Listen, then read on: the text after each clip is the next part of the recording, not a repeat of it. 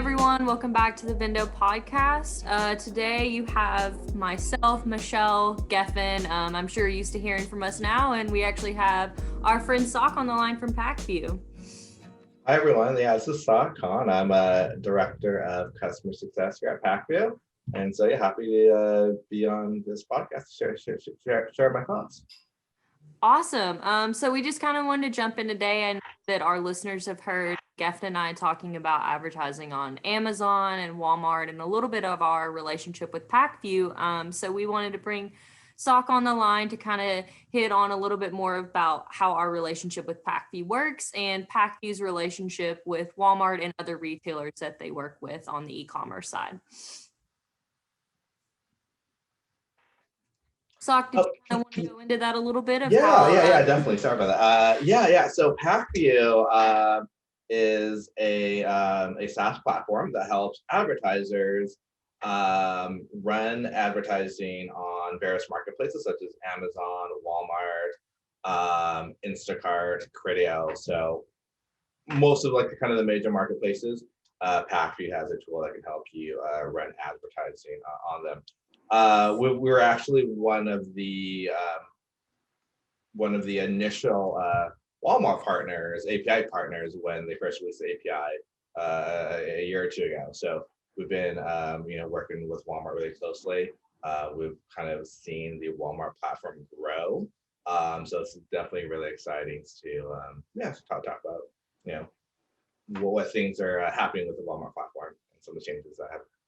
Yeah, for sure. And of course, you get to hear from me every month asking you all the questions related to Walmart always. And then our relationship with you and Pacvue started about last year. And I, we went and talked to all the providers, and we love Pacvue and the data that y'all provide to your advertisers out there. So we ultimately partnered with y'all. And it's been great. I know, Sok, you can speak more to the details around Walmart and everything, but I will say, as someone that uses your platform every day, it really is user friendly and is just a great tool to use. That's awesome. Yeah, for sure. So I kind of wanted to start on just getting your thoughts on strategies for Walmart.com as a whole, from advertising. And then if we wanted to hit on a little bit of the OPD side of things, since we know that just started early on in March. Yeah. So kind of some general strategies in terms of Walmart advertising, in a lot of situations, people who are advertising on Walmart aren't just advertising on Walmart. They're also doing other channels like Amazon and such. So for a lot of advertisers who, for the first time, are maybe just starting Walmart advertising, one of the really common things that I see people do is having the same bidding strategies on Amazon and Walmart. And one of the things to be aware of when you're running advertising on Walmart is Walmart's ad auction. So Walmart's ad auction is a first price ad auction, which differs from other platforms which are second price ad auctions like Amazon, for example. And the key distinction between those two is that in Walmart, if you have a $5 bid for a keyword, you're going to pay $5 because it's a first price ad auction versus second price ad auctions where you just pay a penny higher than the second highest bidder. So for advertisers who are kind of making this jump from a second price ad auction platform to Walmart, which is the first price, you definitely want to kind of adjust how you bid, because there is the potential to overpay, to kind of overshoot overshoot your bid. So kind of my advice for people is in Walmart, definitely, be a little more conservative with your bid increases. Make a bid increase, kind of watch and see how that affects performance in terms of, are you driving more impressions, more clicks? And then just kind of make incremental bid changes. And kind of the way you're going to want to manifest that difference in rules is like if you're creating like a rule in Pacvue, just have like smaller incremental increases than like what you did on Amazon. So that's kind of one of the major things. Yeah, for sure. And then I think my brain automatically goes to budgets from there. So Mhm. Geffen and I get asked a lot, what is the difference in like how you should set your budget on Amazon versus Walmart? And a lot of questions people ask me is related to the daily budget parameters. Walmart has a $50, whereas Amazon you can go much lower. Do you have some tips and tricks of getting around that budget parameter Walmart has? Yeah. So, with Walmart's budget setting, there is like a minimum daily or minimum total that you have to spend. So that especially if you're working with kind of a smaller, a smaller budget, you still need to be within the, stay within those budgets. I guess kind of my advice would be to utilize ad groups because you can set campaigns you set budgets at the campaign level, but then you still want to kind of segment and group together like your keywords, and then you could just use those ad groups as another way to kind of group together similar keywords. And kind of one other kind of thing in regards to budgets, like one of the things that I've seen it with Walmart advertising is the amount of budget that goes from auto versus manual campaigns. In Walmart, what we've definitely seen more budgets, more spend being driven by your automatic campaigns on Walmart. And a lot of that has to do with the number of ad placements that is available for the automatic campaigns in Walmart, where for automatic campaigns in Walmart, the ads can appear on the the product detail pages, the search and grid, the carousels, while on the manual side of things, they'll just appear on like the search and grid and the product carousel. So because of like the more placements for automatic campaigns, that's where we see spend, more spend is going to. So well, that's another thing to keep in mind, like when you're allocating budgets on Walmart, typically your instincts is to spend more on your manual campaigns. And that's what we see a lot of people try to do on like other platforms, to spend more on the manual campaigns, less on auto. But in Walmart, it's because of the the difference in available ad placements, you'll actually find yourself spending more on automatic campaigns in Walmart. So Yeah. Do you ever have not necessarily complaints, but questions related to like how to make those parameters a little more selective? Because I know, like personally, from the auto standpoint, you're kind of just hoping that the algorithm places it in the right place. So do y'all get a lot of questions related to that and how to maybe optimize your spend a little bit more?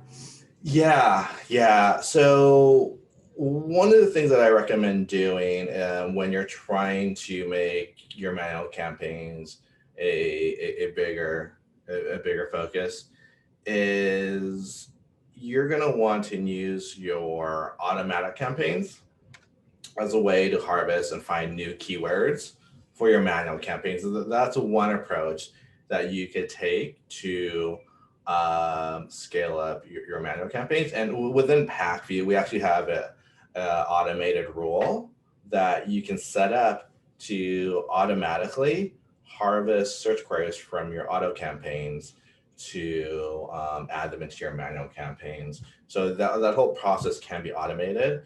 And so eventually, as you find more keywords and you harvest those keywords from autos into your manual, hopefully over time, you'll start to spend more on those manual campaigns where you want to have the higher focus. Yeah, for sure.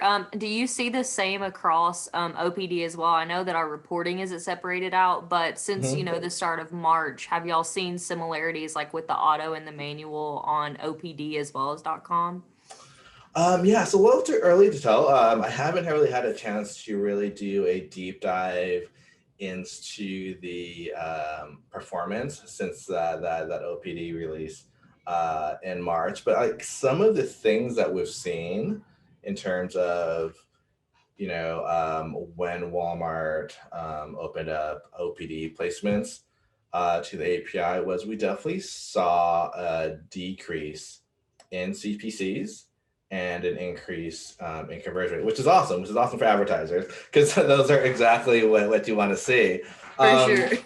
And so, I mean, I think a lot of like kind of the reason there was a decrease in CPCs, it really goes back to probably supply and demand principles, where there's the demand there of people in the ad platform, but then they increase the supply.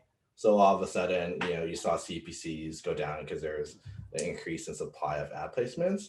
I suspect, that this decrease in CPCs, we're probably going to start seeing an increase in CPCs going forward, because kind of what we're seeing initially is that people are getting a lot better results since this release, especially if you are, in this CPG category, you're selling like grocery products, like overnight, people all of a sudden. Yeah, I know we're seeing that on our end, and it's been very great. So, I mean, what's going to happen is people are be like, oh my gosh, I'm getting so much better results. People are going to start pouring more money into it. And so then you're going to start to see increases in CPC. So it's definitely really interesting to see that CPCs drop overnight, but I imagine they're definitely going to creep up now that people are getting some really great results on Walmart. So yeah, for sure. And like I said, I know we're seeing that on our end. When our weekly calls, Gefen and I are always calling out, what's happening on the OPD side, just because it has been great, especially with our smaller suppliers that might have a smaller store selection, and seeing that growth overall is really beneficial for them. yeah. But yeah, that's super insightful. Thanks for sharing. And then I know Gefen and I love to talk about this, just like what's coming down the pipeline, because he sees such a stark difference on Amazon versus what we see on Walmart. Yeah. So could you share any insights on maybe what's happening this year for Walmart as a whole? Yeah. So for Walmart as a whole, so there's definitely going to be some exciting new things coming down in the second half of 2021. Primarily, their release of sponsor brand amplifier ads. So for people who aren't really familiar with that ad type within the Walmart advertising, it's the ad type that's very similar to the sponsored brand placements on Amazon, where you have your it appears in a very visible spot, kind of above the fold on the search results page, where you could have like it'll show you your logo, kind of your three key products.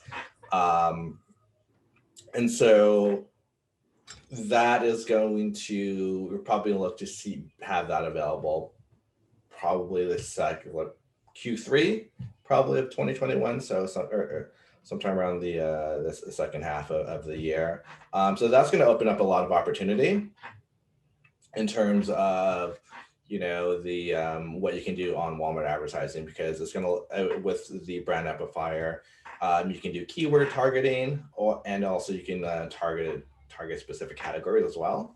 So it works as both a way for you to have a really targeted, to target like specific keywords, but also if you are more of, looking to advertise higher up on the funnel, you could do like some category based targeting where you can target like, the cracker category or whatnot. So it's going to be a very powerful tool. And so, yeah, definitely really excited to have that available. Some other new things you could probably look for is the ability to do negative keywords in Walmart. So that's something that is I get asked about at least like once a week. So yeah, that's such a simple thing that's gonna provide immediate kind of optimization opportunities, because it's going to give you a lot more control. You can easily cut wasted spend that may be driving that performance. It's going to make it a lot easier to really kind of target your ads to where see that to the and get way better performance. So yeah, second half of 2021, really exciting stuff. So. Yeah, that's really exciting. And I know me and you kind of have talked about this offline before, but the difference in how product targeting is expected to be on Walmart.com versus Amazon. And do you see them implementing any of that in the future, or is still maintaining kind of what we're doing with the auto campaigns, since it is a little targeting? Yeah, I mean, I definitely think at some point they're gonna allow you to have more refined product targeting. I personally have not heard any updates on when that might be. I mean, maybe it's more of a wishful thinking on my part, but I'd imagine that they would, but I haven't heard anything. But with the brand amplifiers, that is going to allow you to have some control over that. While you can't target specific products, it would allow you to target like specific categories. Yeah. And so in a lot of ways, that's kind of a step in the right direction Yeah. with brand amplifier placements, but haven't heard anything in regards to the ability to target specific products, like what you can do in other platforms. But. Yeah, awesome. Well, thanks for sharing all that. And then just for our listeners, do you kind of want to hit on y'all's new partnership with Target and other retailers and what you're doing in the e-com space? Yeah, definitely. So yeah, it's been an exciting couple months at Pacvue. So we recently launched, so Instacart is something that really was launched over the latter half of the past half year or so. That's been exciting, especially with this year with the pandemic and more people doing online grocery shopping. We've seen a lot of people have success on the Instacart platform, and we also have partnered up with Criteo, where you can manage your target. Your target campaigns, as well as CVS and a bunch of other retailer sites through the Target Criteo platform. That's something that was just released within the past couple months. So that's been exciting news as well. But. Awesome. Well, Gefen, did you have any other questions for Sok? I think that covered all mine. No, you are the Walmart expert, Michelle. So I'm just here to watch and just learn. I mean, I learn something about Walmart every day, mainly from you, Michelle, and I know you and Sok have been working very closely. And I mean, we're very happy with the Pacvue tool. I mean, it's driven a really nice amount of data insight and growth for us, and it's been great. So. Nothing on my end. We're just waiting for the day when those Walmart numbers can catch up to Amazon numbers. Yeah, you know what's really cool? Something that Pacvue is working on right now. Michelle, I don't know if I've actually had a chance to show this to you yet. So this is breaking news. But Pacvue, currently we have in beta right now. It's working for a cross-platform retail dashboard.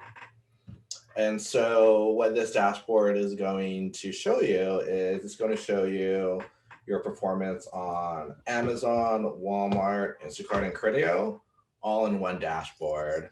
So Wow. this is a really powerful view because especially when you start to talk about, shifting budgets from one platform to another, this is just, a really great view to look at to see how you're doing on all these other platforms, how they compare, and it's going to facilitate a lot of conversations of we're getting this ROAS on Walmart, maybe we should shift budget from X platform to Walmart or whatnot. So it's I guess during our next call I'll see if I can yeah, we're gonna have to name the podcast this week or whenever it gets released, breaking news from Pacvue. yeah. So that's definitely down the pipeline. Hasn't been released yet, but it's in our test environment, so it's really exciting. Awesome. Yeah, that is going to be really exciting. All right, guys. Yet another podcast full of little nuggets this time. If any of our viewers use Pacvue for Walmart or are interested in using Pacvue for Walmart, it's definitely a good tool. Of course, the insights we have at Vendo, the kind of leveraging of the Amazon and the Walmart data really help us get the most out of Pacvue. And yeah, I think we're good to go there. So thanks for joining, everyone.